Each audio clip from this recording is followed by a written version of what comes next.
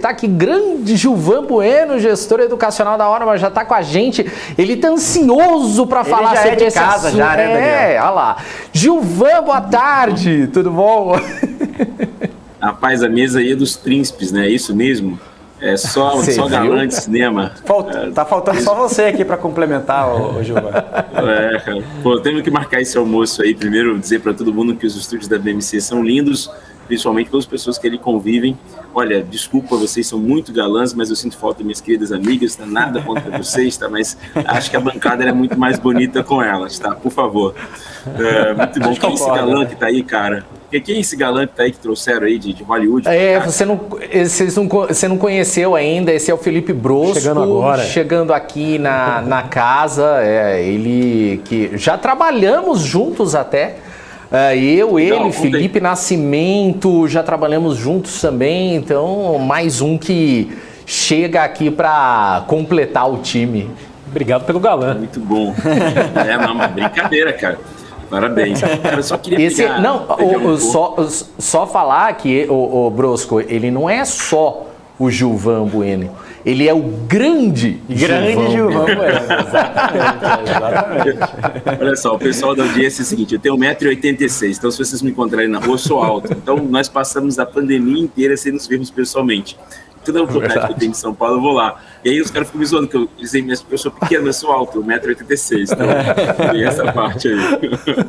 Brosco, seja bem-vindo, cara. Muito bom ter você aqui. Obrigado. Mais um beijo para as meninas. E, cara, por que o Alex, meu querido amigo Alex, a gente fala muito do Twitter aí, gosta demais. Manda um abraço pro Sara. Cara, acho que tem um ponto legal que a gente tem que falar aqui, esse assunto Petrobras, estava dentro da minha pauta, mas eu queria parabenizar a companhia Petrobras por uma postura muito legal. Tá? No dia 1º, pode voltar no tempo aí, audiência, no dia 1º de junho de 2018, o mercado sofreu um baque muito grande, porque o Pedro Parente, pediu demissão da companhia no meio do mercado, e Petrobras desabou 15%.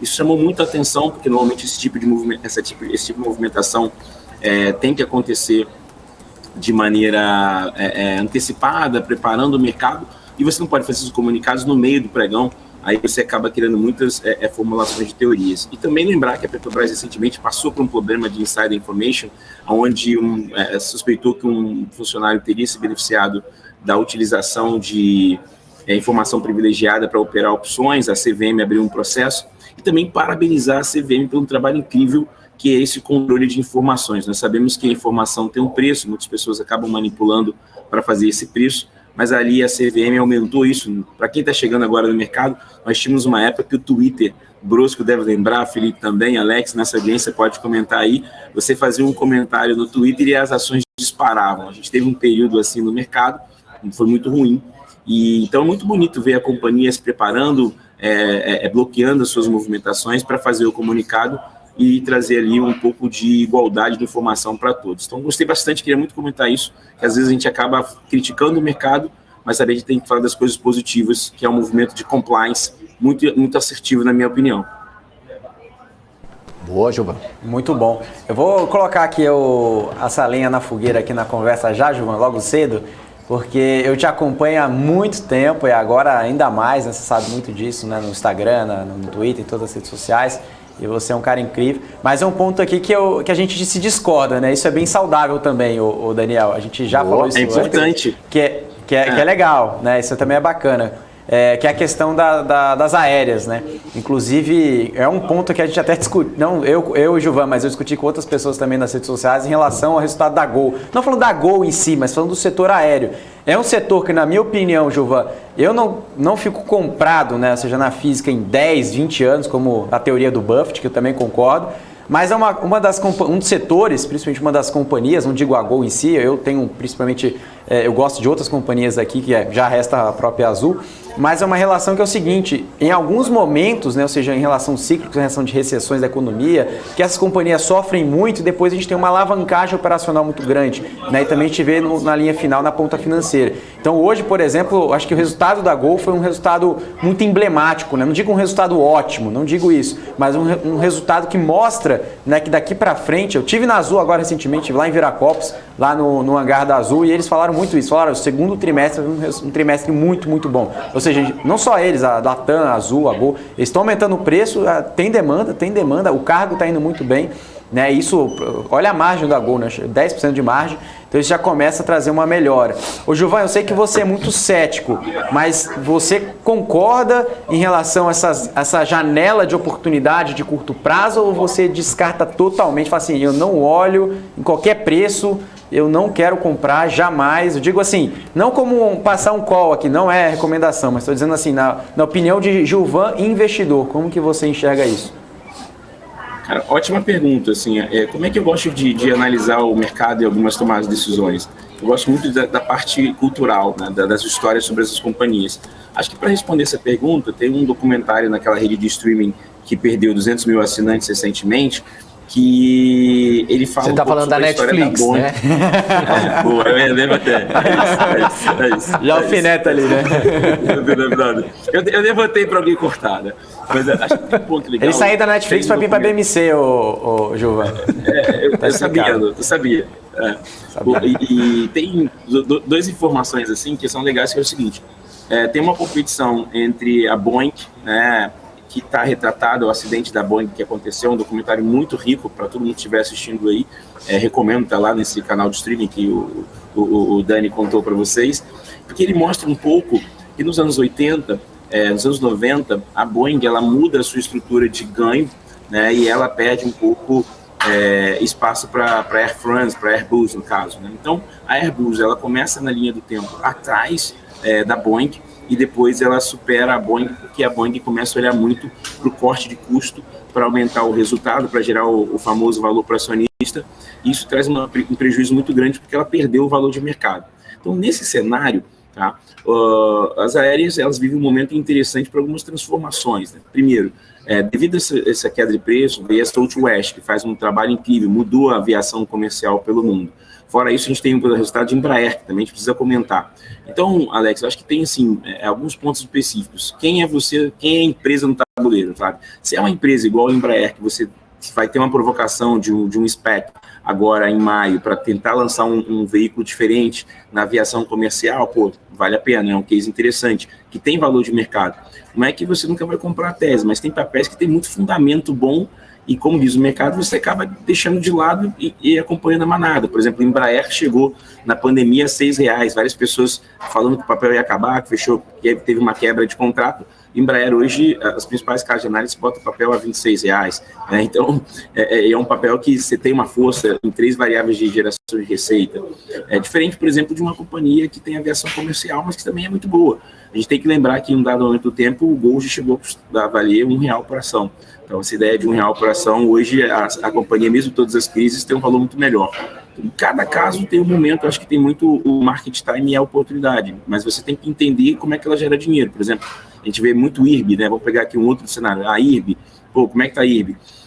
Nossa, pô, quais são os drives que fazem a empresa gerar receita? Eu acho que o grande secado aqui, Alex, seu ponto é ótimo. Quais são os drives que fazem a empresa gerar receita? O resultado foi bom? Foi bom? Vai continuar gerando resultado no longo prazo? E aí, para finalizar, acho que é legal falar de Netflix, né? A Netflix já sinalizou que vai perder o usuário no próximo trimestre. Mas, por exemplo, vamos olhar Facebook. Será que eu não compro Facebook porque o tio Zuck está gastando 10 bi para fazer o metaverso? Cara, mostrou um resultado destruidor ontem. Então, acho que no final tem uma coisa acontecendo que é como as empresas fazem esse processo de monetização. Acho que isso, para mim, é a grande sacada. Então, das aéreas, Alex, acho que o processo de monetização é o grande diferencial. Exatamente. E só para finalizar o assunto também, Gilvan, concordo com você em relação... Eu assisti também esse documentário falando ali sobre aquele... Bom pra caramba, né? Aquele que fala... tem esse e também tem aquele que fala do problema do MCAS, aquele problema do MAX, né, também da Boeing, né? Que também é bem emblemático, isso. Né? Esse é o ponto, é bem legal. Então, o Gilvan, mas só para também, você estava falando de Netflix, né? Você mudou o assunto, eu também vou acrescentar 2 pontos. Primeiro, só para terminar aqui, colocar um ponto aqui em relação à aviação, que tem agora em relação a o que foi aprovado ali no Senado, a questão das bagagens, né? que não vai ser cobrado, possivelmente não seja cobrado as bagagens de 23 quilos aqui no doméstico e 30 quilos no internacional, né? Corrija se eu estiver errado. Mas o que um passageiro olha? Pô, legal pra caramba, eu vou despachar minha bagagem de graça, né? Ou seja, não vai ter nenhum custo mais para mim, antes eu tinha que pagar. Mas aí as próprias airlines, a Azul foi a primeira, né, que se manifestou, falou assim, beleza, não vai cobrar, mas eu vou embutir em todas as passagens. Você, por exemplo, eu, que viajo muito assim o Brasil e eu faço viagens curtas, eu não despacho bagagem, eu, Alex, e eu vou pagar o pato, né? Eu vou ter que pagar uma passagem mais cara, porque isso também tá no meio do caminho. Eu queria também saber a sua opinião sobre essa decisão, né, que parece ser boa, mas no final das contas pode ser ruim, né? Ou seja, pode traduzir um preço maior. E também vou trazer uma outra provocação, se puder responder também sobre a relação do Twitter, né, que é muito comentado. Você falou de Facebook, né? Você falou também de Netflix. Agora a grande parada também é a monetização do Twitter, né, Giovanni? Cara, vamos dividir por partes aqui. Acho que a primeira pergunta é muito boa. Eu me lembro, Alex, o dia que liberaram a cobrança das bagagens. Cara, as ações das aéreas dispararam. Se alguém puder aí, que estiver no chat, pesquisar, eu me lembro que disparou, acho que 15%. Eu adoro falar com a audiência aqui, a audiência sempre me ajuda aqui, né? Então, o programa interativo é bom por isso. Então, no dia que liberaram a cobrança das bagagens, cara, as ações das aéreas dispararam. Por quê? Porque você aumentou o processo de monetização. Por exemplo, se você tem um negócio que, vamos usar aqui uma analogia do fundo mono, né? Se você tem um fundo imobiliário que só tem só um fato gerador de renda, ele tem um risco de concentração. Consequentemente, quando esse empreendimento cancela o contrato, você perde. Para que eu usei isso, né? Quando você usa esse mesmo raciocínio para um modelo de negócio que só tem uma geração de receita, esse negócio está muito suscetível a atravessar uma crise. Então, quando eles liberaram lá a questão da mala, as companhias aéreas ganharam um novo componente de monetização para o seu negócio. Então, isso acaba até ajudando na próxima pergunta que você me fez. Dito isso, com a retirada das bagagens, a gente tem aí, eu vou até postar lá no meu Twitter, a gente tem aí um aumento do preço das passagens muito grande. Por exemplo, a passagem para Rio e São Paulo daqui 15 dias está R$ 1.800. O preço das passagens aéreas aumentou muito. Então, a companhia aérea, que já tem um problema de precificação, que é o preço da gasolina, que já, do petróleo, que já interfere basicamente no seu modelo de negócio, que subiu muito nos últimos 12 meses, ela tem agora um novo desafio. Então, no final, será que eu tenho que criar leis ou argumentos ou dispositivos que ajudem setores que estão problemáticos, ou crio dispositivos que pioram esses setores? Porque, de certa forma, o setor aéreo ele atravessa um momento muito delicado. Ele tem uma perda de passageiros pela pandemia, ele tem uma perda de geração de receita porque as passagens ficaram mais caras devido ao preço do petróleo, e terceiro, ele vai ter que repassar isso de alguma maneira, porque se ele tem pressão de custos em dois lugares, agora ele tem um novo. A bagagem que ocupa espaço destrói, por exemplo, a sua capacidade de gerar receita, então ele vai ter que repassar. Infelizmente, não é que eu estou na ótica da aviação, mas pensando como dono de um negócio é feito para gerar lucro, né? A companhia não é uma ONG, eu sempre falo sobre isso. No final do dia ela tem que gerar valor, e ela é uma empresa de capital aberta, ela gera valor para o acionista. Então, eu acho que é uma medida que prejudica o setor. E se eu pergunto para a audiência, né, se você estivesse na posição do dono da Azul, você ia ficar feliz, você ia embutir o prejuízo e aumentar seu prejuízo? Então a companhia vai fechar. Então, no final, é uma decisão que leva as companhias aéreas a ter que repassar o preço. Não tem muito o que fazer. É a mesma questão que acontece, por exemplo, com os donos de mercearias, com os donos de supermercados, com os donos de restaurantes, com a inflação dos alimentos, que em alguns momentos, por exemplo, o preço da cenoura e do tomate chega a 60%, 70%. Alguém tem que repassar isso. Infelizmente, você não pode absorver isso. Não é um jogo de ganha-um, né? Infelizmente é isso. É um negócio com a visão de gerar lucro para o acionista. É importante. Deixa eu só interromper um pouquinho. Eu achei interessante aqui um comentário do Luiz Antônio. Ele traz a seguinte informação. Que voz de galã que você tem. Como a gente tem essa missão aqui de educacional, né, de educar, ele diz assim, o Luiz Antônio: muito importante sempre que estiverem falando sobre qualquer ativo, dizer que os pontos de vista são em relação a investimentos ou trade. Isso faz muita diferença para quem não entende. Concorda, Alex? Muito bom. Concordo, muito bom. Acho que o Giovanni pode complementar aqui, mas acho que a gente sempre tem que olhar no ponto de vista, como o Giovanni falou, como acionista, né? Ou seja, o próprio Giovanni disse isso, ou seja, essa decisão você tem que se passar como dono da empresa, ou seja, isso é bom ou é ruim? né? Você já mudando essa ótica, você já né, colocando na pele do dono, você já consegue entender se vai ser uma reação boa ou se vai ser uma reação ruim para as ações, né? Esse é um ponto muito prático que a gente precisa também exercer, ou seja, como eu falei lá atrás, ou seja, um acionista ele precisa ter a cabeça de empreendedor, né? Justamente, também agir como tal, né, Gilvan? Cara, o nome disso tem um cara nos Estados Unidos chamado Carl Icahn, que ele fala muito que é o método ativista de você gerenciar uma empresa. Todo acionista é um dono, desculpa aqui, tá? Eu acho que a pergunta é ótima, muito boa, por sinal. Mas acho que quando você compra uma ação, você é dono, né? Então, por exemplo, você vai ter um negócio que dá prejuízo, né? Vamos lá, se você é dono de um negócio e você tem 5 funcionários, né? 5 stakeholders, 5 colaboradores, 5 associados, enfim. E aí você tem um cara que não performa bem, que não consegue entregar o resultado. Ou primeiro você manda ele para uma reciclagem para melhorar. Então, no caso do investidor, as ações são trabalhadores do dinheiro dele, né? Repetir, o dono de uma ação, ele tem um cara que trabalha para ele fazendo o dinheiro dele crescer. Então, se esse negócio não está fazendo o dinheiro dele crescer, não está gerando valor, gerando prejuízo, a gente tem casos emblemáticos, infelizmente, como o IRB, que era um negócio que tem atravessando ali grandes desafios. Por exemplo, o Via Varejo também, que daqui a pouco tem uma renegociação de dívida de curto prazo muito alta. Então, a função de quando você compra uma ação é que você pensa como dono do negócio. Beleza, isso é um investidor de médio e longo prazo. Tá bom, se você pensa como trade, você não está preocupado com esses fundamentos. Dane-se isso, né? Você está muito preocupado em fazer o trade, botar 5% para cima, pagar lá a corretagem, pagar o imposto de renda e ir embora. Mas tem algumas teses que olham para o longo prazo. Tá ruim? Não. Cada um escolhe a doce, como diria lá o cantor, a doce delícia da tomada de decisão. Então, nesse ponto aqui, a função é, olha, eu sou um trader. Como trader, eu olho curto prazo. Eu sou um investidor de médio e longo prazo. Nesse momento, as decisões da companhia, as decisões de regulamentação, deixa eu voltar no passado, Cielo e Redcar, né, as duas fecharam capital, Redcar fechou primeiro. Redcar foi muito assertiva, Cielo ficou e paga um preço por causa agora da abertura de mercado. Hoje no Wall Street Journal, a capa do Wall Street Journal, eu vou botar lá no meu Twitter, é o Open Finance e o Open Bank, né, falando sobre como o brasileiro usa cartão de crédito. Então os modelos mudam, a regulamentação acontece, então, tem que pensar dessa maneira. Aproveitando já a próxima pergunta, sobre Twitter, acho que, cara, o Elon Musk, eu falei isso aqui, fiquei até muito feliz no dia, Alex lembra, Dani também, Felipe que está chegando agora com a gente, eu comentei, tá, Felipe? Ele vai usar isso para tentar buscar uma linha de receita com criptoativos.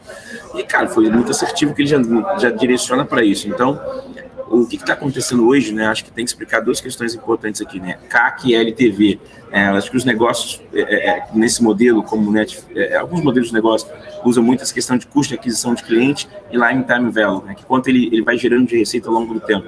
À medida que você aumenta o seu custo de aquisição e você não tem lifetime value, então o negócio começa a queimar caixa e deixa de crescer. Como é que vai ser os modelos de negócios tipo Google, né, Facebook, Netflix, pegando o Twitter? Né? Basicamente é propaganda. Então o Elon Musk fez uma publicação que ele até apagou, foi o seguinte, olha, publicidade não pode ser o drive gerador de receita, porque é muito sensível. Então acho que tem que olhar para uma outra questão. Então ele foi lá e está pensando numa nova forma de monetização para o negócio, que a gente sabe, para quem acompanha Twitter, Alex, que é um grande entusiasta, um amigo da nossa audiência também, cara, um negócio que vive desafios nos últimos anos, tanto que o ex-CEO da companhia foi para o criptativo também e faz um ativismo em relação a isso. E é o que vai acontecer, por exemplo, com o Facebook, com o Google, né? Como é que vai ser a sua geração de receita? Como é que você vai gerar valor, entendeu? Se for publicidade, a gente já sabe que alguns negócios que geram valor publicidade, daqui a pouco pode perder um pouco de market share, de geração de valor para o acionista. Então, a discussão no Twitter, para mim, é muito boa.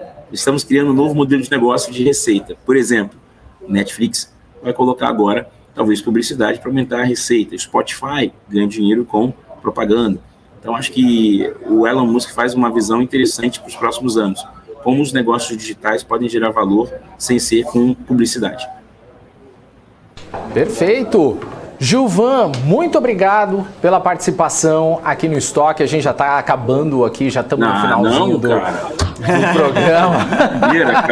Mas, ó, você sabe que eu tô com saudades da sua estante. Não tem um livro aí atrás de você. Deve ter na mesa. O cara tá num restaurante. Cadê os livros? Não, cara, não te falei. Peraí, cara. Vamos fazer ao vivo aqui, ó. Tô na hora, mano, cara. Olha a hora, mano. Cara. Aqui, ó, a vista aqui, ó, a vistona aqui. Boa! Caramba, hein? Aí, que vida boa, hein, Giovanni? Manda um grande abraço pra todo mundo aí, da hora, mano. Muito bom, cara. Sabe esse negócio de estante, pra encerrar com uma coisa engraçada? Essa tese agora de que estantes caem, cara, eu tô mudando os cenários, né? Porque às vezes estantes caem. Sim, sabemos.